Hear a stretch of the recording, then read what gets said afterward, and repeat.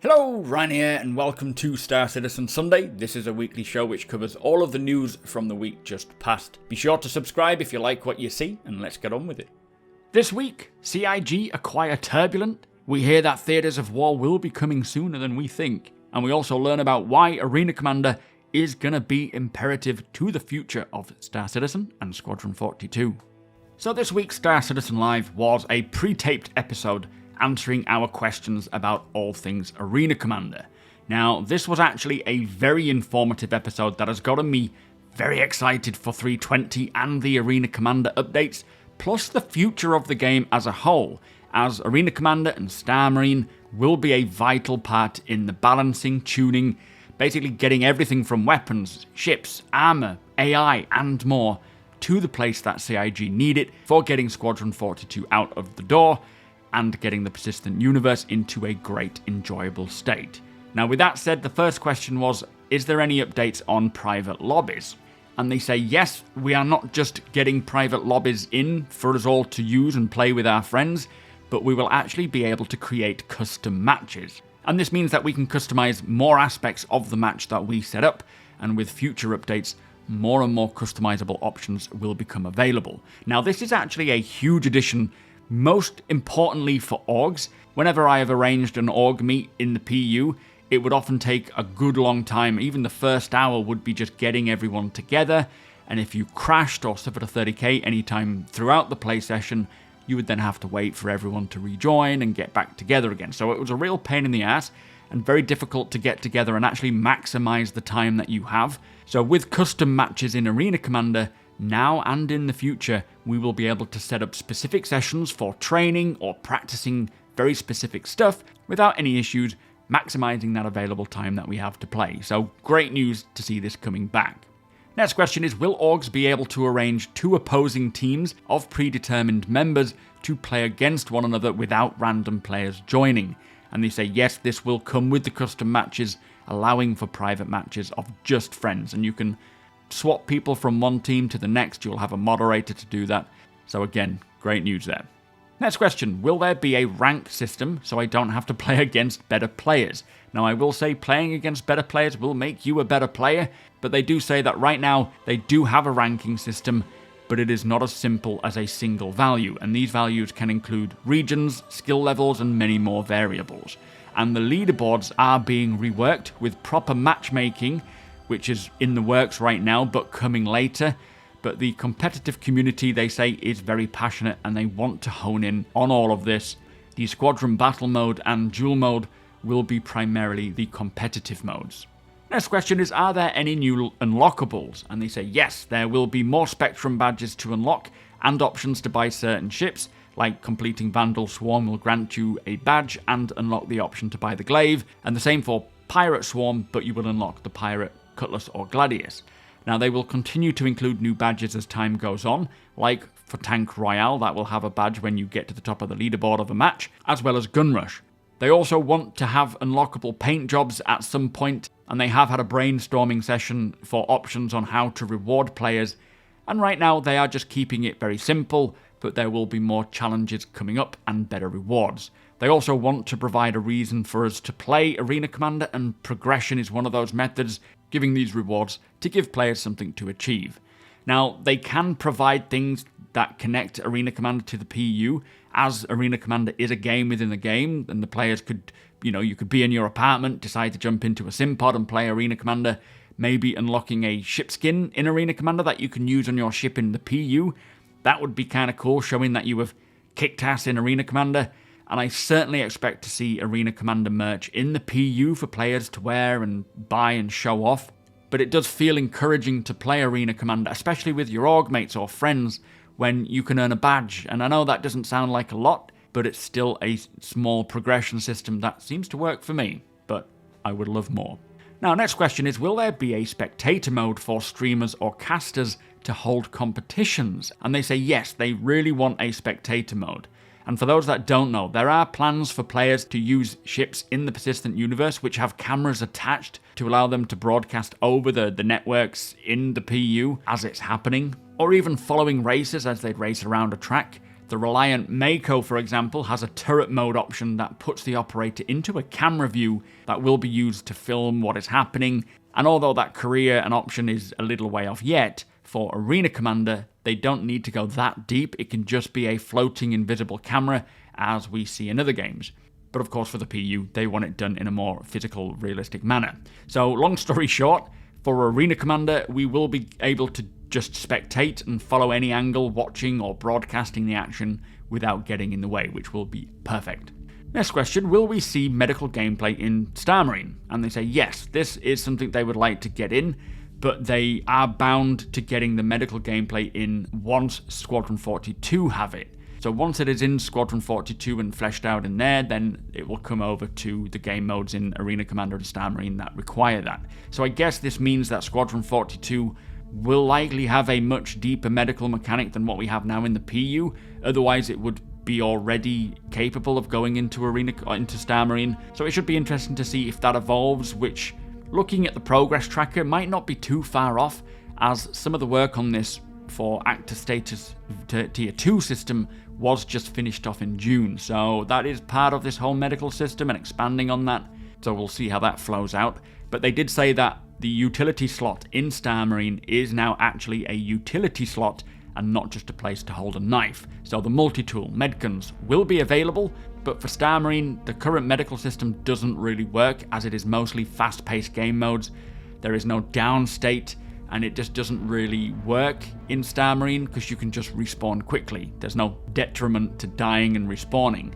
Theaters of War, they say, would very much benefit from this system amongst other modes that they try out, so it'll more likely come out at a later date. What are the plans to tackle the animation desync and netcode issues like lag? Now, they say that this has already improved, as they have been experimenting with 144Hz servers, which have a much faster update refresh, and they have been looking at Star Marine for finding network issues, so isolating it. And they have said that on their observations of Arena Commander Star Marine, the servers have never dropped below 30 FPS, and they've tried spawning 300 Vanduul, and although the client definitely dropped its FPS, the servers were running absolutely fine, even at 60. So the Arena Commander servers are very robust, with them, as they say, experimenting with 144Hz. Now, it will require a couple of refactors to accommodate this before it comes along, as this is the last hurdle they have really for Star Marine performance, but this will be very wonderful once it's done. And although we didn't get an absolute answer on what the server FPS will be, it does sound like they are saying that the Star Marine and Arena Commander servers are now running at 60 FPS, which will bring improvements to the network. So hopefully this is a 320 thing and a lot of the desync and such will be gone, and we can have some solid matches between players and AI, of course. More on that later in the video. Now, next question, will we ever see a Capture the Idris mission or anything like that? And they say yes, this is something that Chris Roberts wants very badly, but there is one thing that they want to get out first, and they're talking of Theaters of War there. Again, more on that soon as well. Once they get that, they will then be working more on these other missions and modes, and this is where the experimental mode will come in. They want a full array of various game modes and missions that happen in space, planetside, both. This experimental mode allows them to really explore all the options. And as I say, we will speak about Theaters of War at the end, and it's very exciting news, but this really opens the door to a monstrous amount of potential when it comes to game modes. Any game you have ever played that is similar to Arena Commander or Star Marine or even Theaters of War, they will want them and trial them. They want to push Arena Commander as a standalone thing in itself that will provide hours of gameplay for those not wanting to play the PU, or maybe those in the persistent universe on a long quantum jump, or if you're just chilling in your homestead, being able to jump in and play a few rounds of Star Marine. And on that note, do drop a comment on what Arena Commander or Star Marine or Theaters of War mode that you would like to see. It can be solely flight, FPS, planetside, in space, a combination of all of that. I would love to hear your thoughts. Next question, are there any unique maps not taken from the PU for Star Marine? Now, they say not likely. Right now, they are utilizing the PU and taking the opportunity to take these locations and put them into Arena Commander and Star Marine, as the Arena Commander team don't want to take anything away from those environmental teams who are working on the PU and Squadron, as the Arena Commander team don't have the resources themselves to create new locations. So it's kind of using what they have, as there is a ton of very cool locations to pull from, and it does kind of make sense in the grand scheme of things not to make unique maps just for Star Marine and taking these PU locations, as those locations are already in the lore, and players would only want to see a specific unique Star Marine map in the PU anyway, and vice versa, so it does make sense to keep them combined. The only reason I could see a very unique map not found in the PU come along could be for one of the sort of lore fiction locations like Kid Crimson, or anything that's a story that isn't actually lore, just made up, like a fantasy environment. But other than that, it is not really necessary to take resources away from those building the PU or Squadron just to design a brand new location, when there is a massive amount of choice already available. He also did say that they do want to have a free FPS mode, like Free Flight, but also the biggest benefit of this approach is that when a new location is built for the PU, getting that into Arena Commander means we can help to focus test it and provide feedback for that location very quickly, meaning that when these locations are in the PU, they can be as bug-free and stable as possible. Next question is, are there plans to add FPS PvE missions? And they say yes, absolutely. This will be after the 320 patch and part of the experimental modes, and we will actually see what happens when the AI are working. While they continue to try and get the persistent universe performance and stability up, they can actually gather the data and check to see how the AI work, balance them, bring in their new behaviors, which will be, again, vital for Squadron 42, let alone the PU. And once the persistent universe's performance is where they want it, the AI will be ready and will have had thorough testing, so should work much better. And this is actually something that they will be looking into very soon. The actual Good Doctor map was intended to be a PvE survival FPS mission, which leans into the lore. If you don't know, the Good Doctor is taken from... It was basically a terraforming scientist who was supposed to help terraform, I think, Layer 2 or Layer 3. And instead of doing that, he created a cult called the Outsiders. So that was supposed to be a PvE FPS survival mission, and that will come along one day. But this will be a big benefit for not just players to have fun, but as I say, for Squadron, for the PU.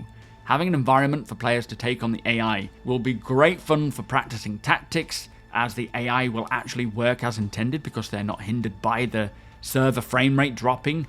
And if it is running at 60 FPS, hopefully they will run even better. And now CIG are actually beginning to roll out the various new NPC behaviors and traits. I'm sure it will be a lot of fun to see how the NPCs can act without the constraints of the servers. Next question is Arena Commander and all of its game modes just a test bed, or is it intended to be a standalone fun experience to play other than Star Citizen? Now, it is both. It serves both purposes. A testbed for basically everything, but it is also intended to be its own standalone game to play either instead of Star Citizen or in the PU when you might want something different, or you might be wanting to train and practice something with friends, or you're on a quantum travel that's very long without that issue of permadeath and whatnot. So it is absolutely both, and they also want it to be a great place for competition, so it has a wide, broad spectrum of possibilities. Now the next question is, will there be a 2v2, 3v3, 4v4 game mode as well? And they say yes, they have been talking about this with competitive orgs, and they have also considered a wingman mode, which could be a 2v2v2v2, so players can hone their skills as wingmen.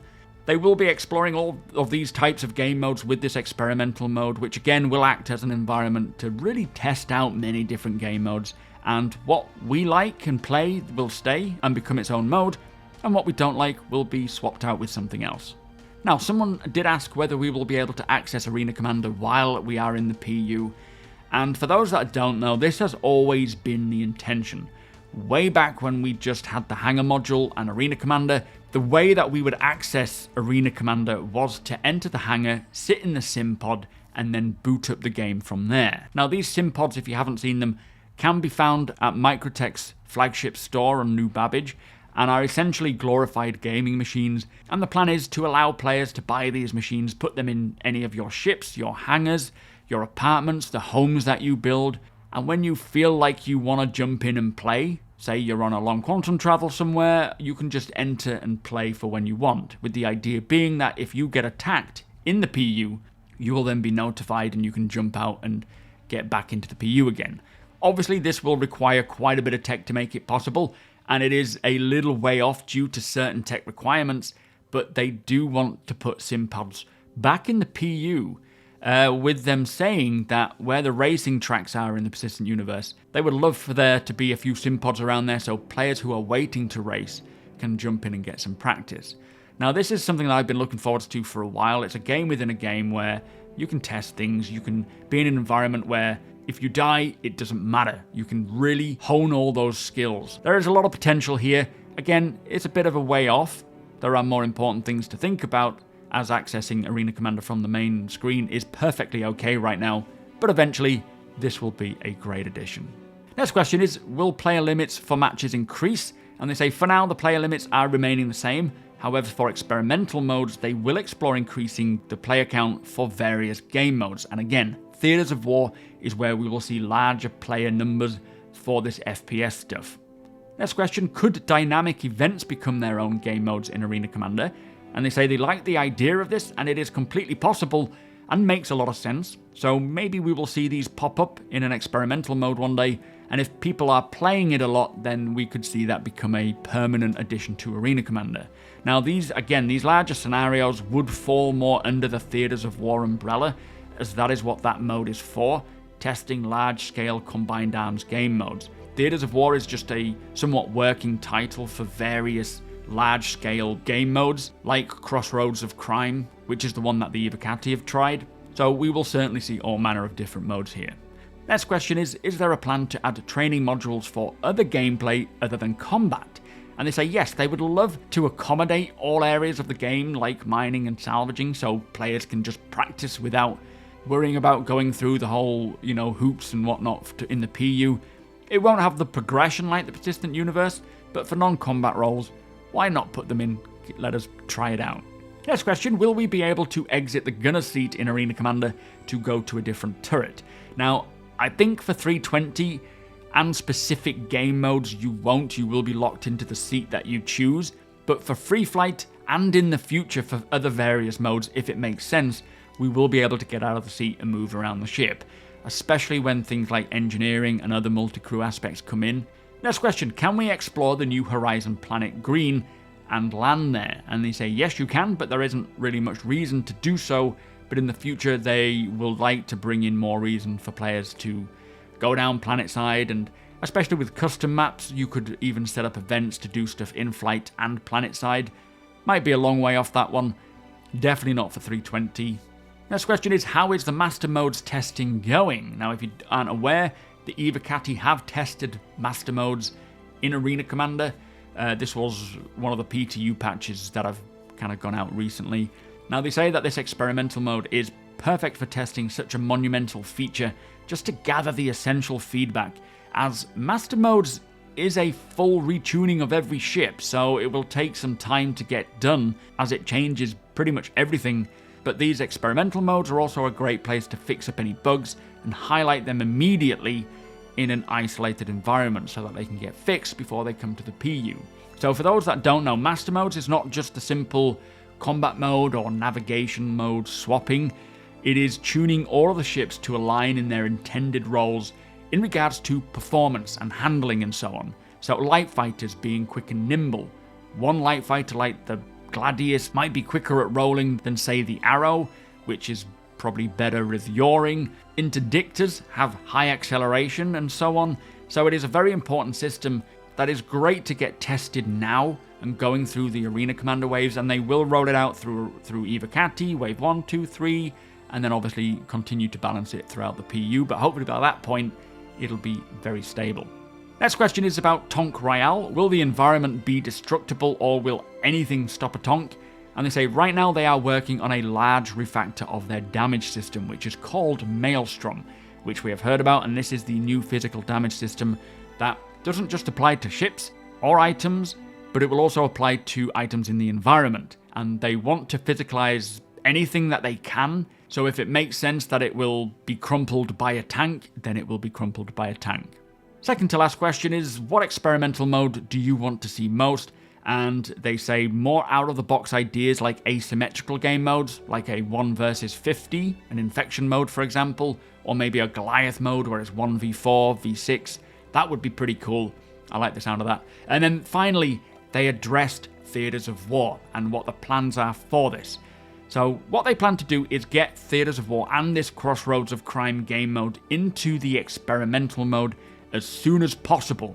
And it does sound like they are really wanting to push this out to Arena Commander shortly after 320 goes live. So before we get any other experimental mode, barring what we have with the launch of 320, they want to get Theatres of War in there. Now, they say they will likely have to strip down this game mode very slightly and reduce player numbers rather than just pushing to try and get exactly what they want. They want to get it out quickly, but they have been continuously working on it since we saw it. So it is great news that it is on its way, and it shouldn't be too long post 320 as an experimental mode, and I know I will be playing the crap out of it with my org.